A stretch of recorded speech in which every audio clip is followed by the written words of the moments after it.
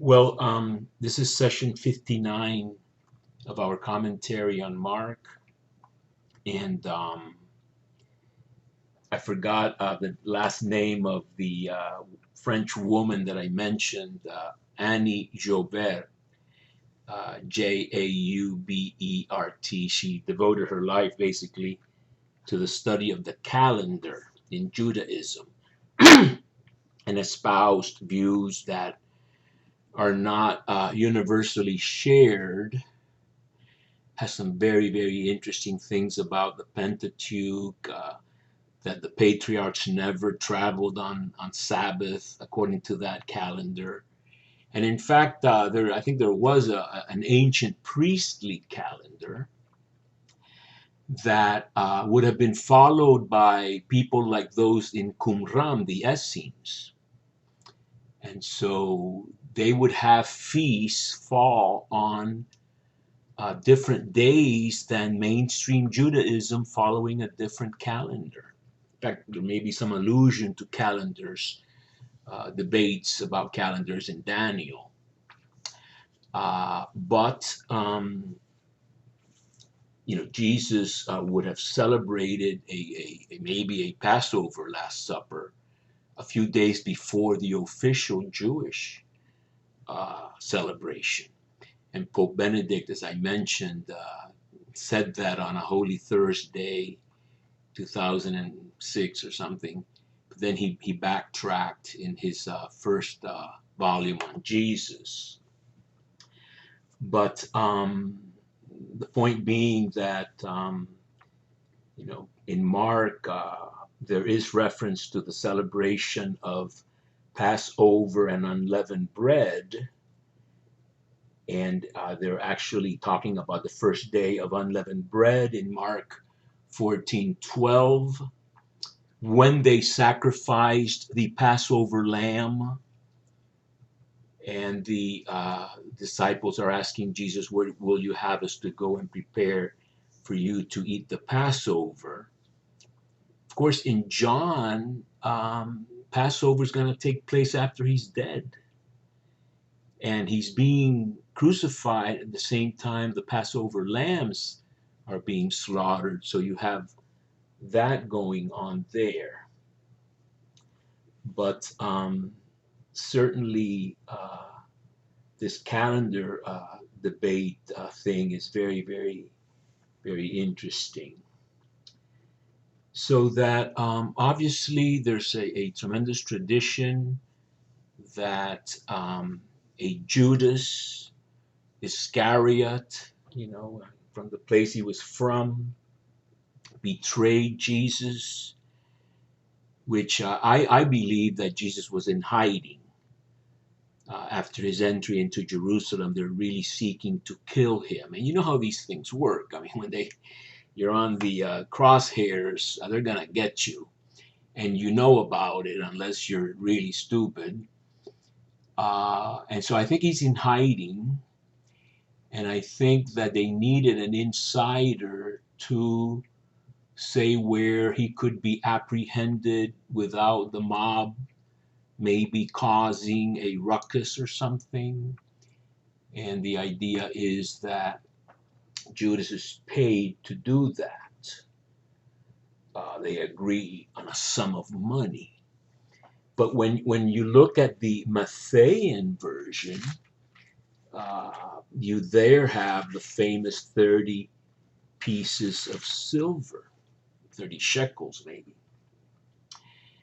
And of course, that would be an instance of a recite or a fulfilling in the New Testament of the Zechariah reference to 30 pieces of silver, which Yahweh says that's the princely sum that the sons of Israel have appraised me at. And then that would be a prophetic recycling of a Torah, 30 pieces of silver, which is the price of a slave gored by an ox. So 30 pieces of silver represents the price of a slave or servant.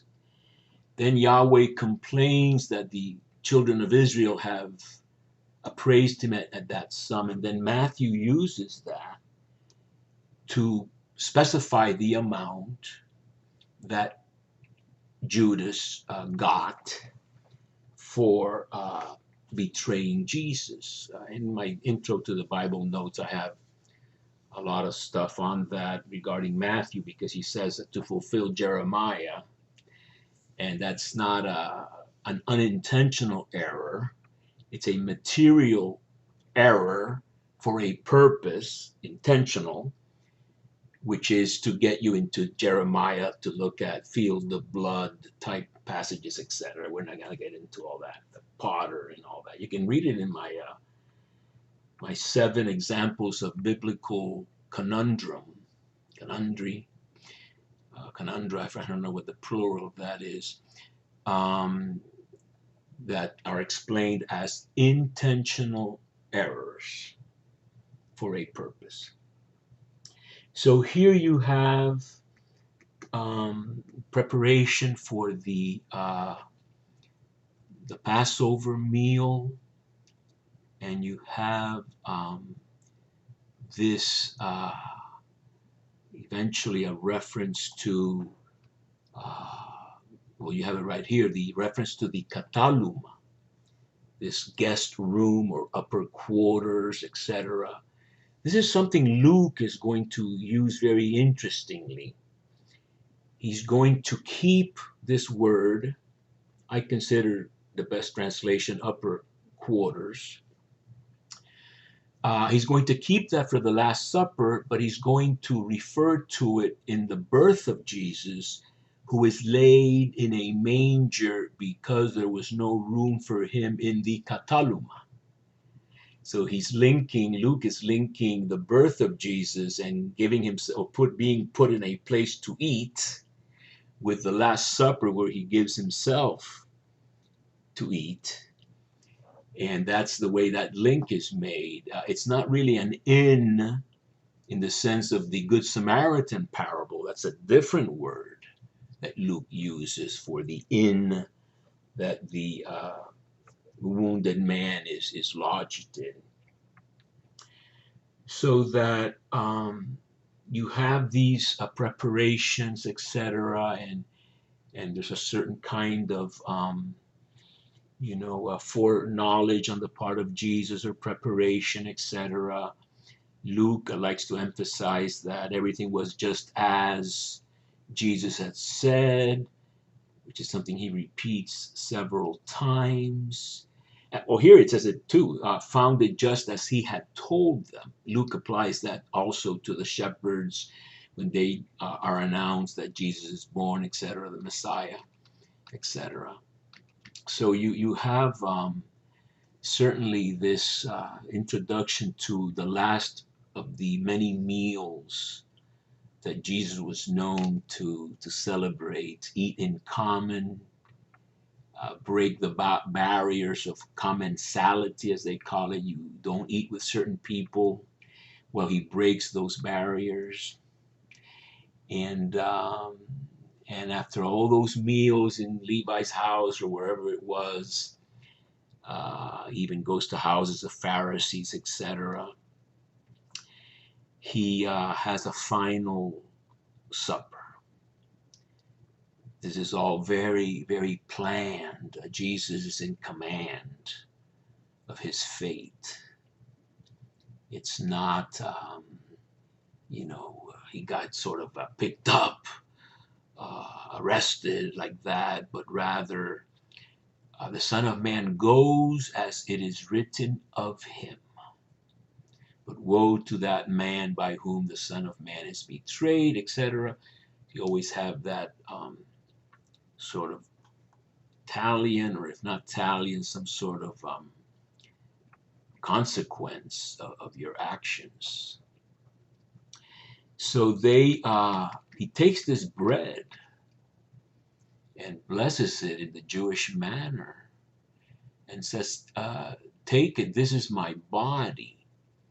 This, of course, is written in Greek, soma, or soma, somamu, my body. In John chapter 6, the version in John, because in John there's not a Passover, really meal.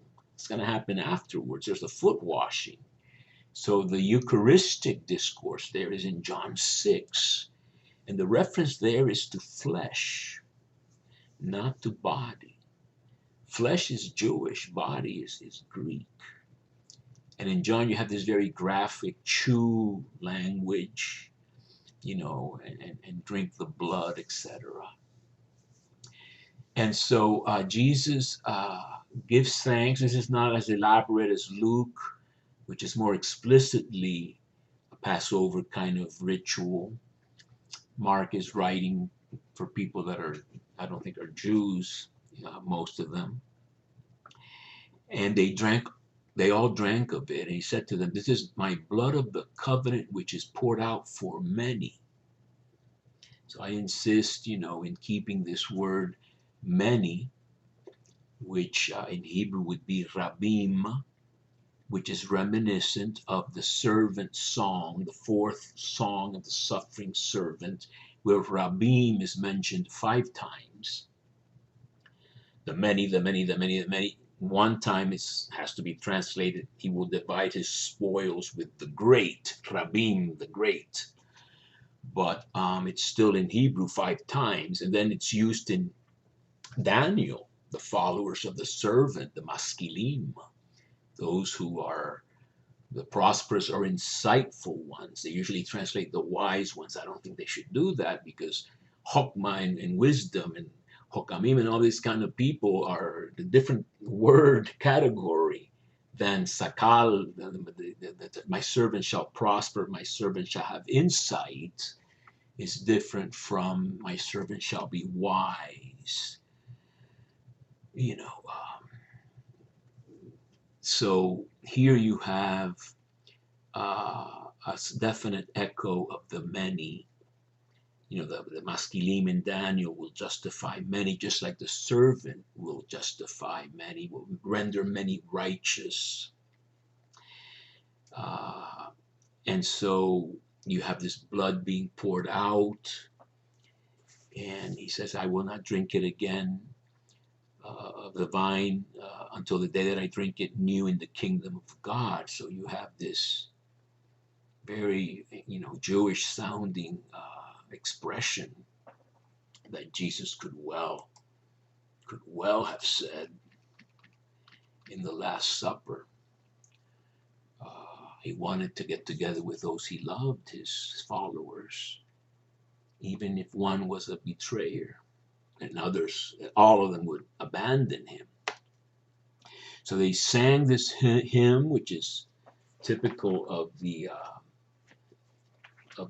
Passover. I think these are the Hallelujah, the Hallel hymns. And they went out to the Mount of Olives. And then Jesus predicts that everyone will fall away. They will be scandalized. They will stumble, etc. "I will strike the shepherd and the sheep will be scattered." This is a Zechariah quote. "I will strike the shepherd and the sheep will be scattered," in Zechariah 13. Let's just take a little look at that a second. It's a heck of a passage about an open fountain for the house of David and for the inhabitants of Jerusalem for sin and impurity. And we already talked a little bit about this. The prophets will be no more, and all the unclean spirits will be no more, etc. And then you have very, very puzzling passages that no scholar has figured them out very well. "Awaken sword against my shepherd and against the man of my company," etc. "Strike the shepherd and let the sheep be dispersed," etc. Very mysterious end of Zechariah, which we can't try to discuss further. And then Peter, uh, always the impulsive one, vows that he will not fall away. He will not,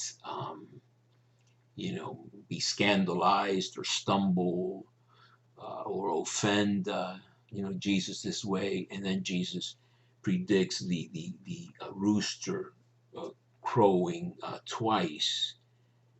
And I remind you that at the end of Mark 13, he talks about the different watches of the night, and one of them is the cock crow hour.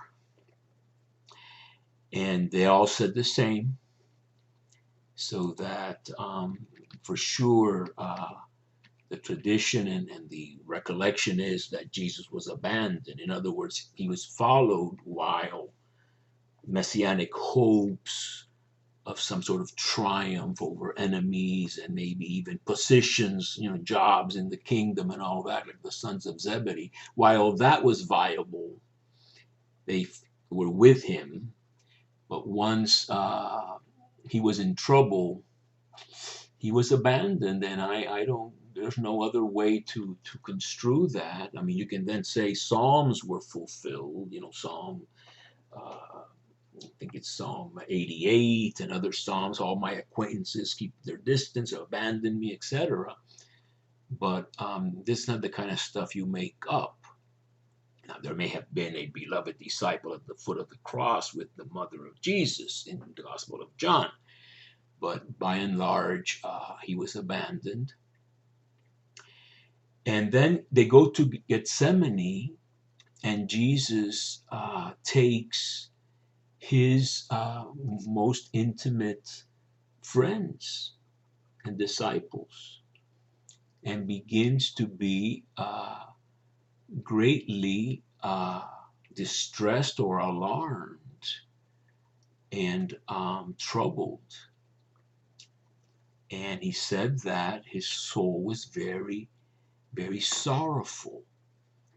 This is a very similar Greek word to the sorrow of the rich man when Jesus says, "Give all you have and follow me." His face, falls, and he's very sorrowful. I don't know if the exact same construction, peri-lupos, but certainly this mourning lupane verb is in there.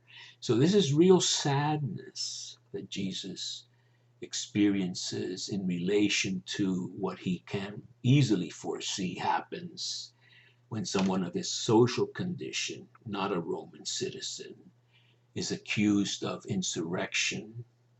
The capital crime, carries the penalty of crucifixion, preceded by flagellation, unlimited in the Roman view. In the Jewish view, there was 40 lashes.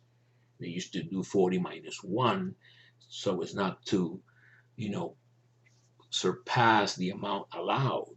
Very typical, build a fence around the Torah so you don't come close to violating it.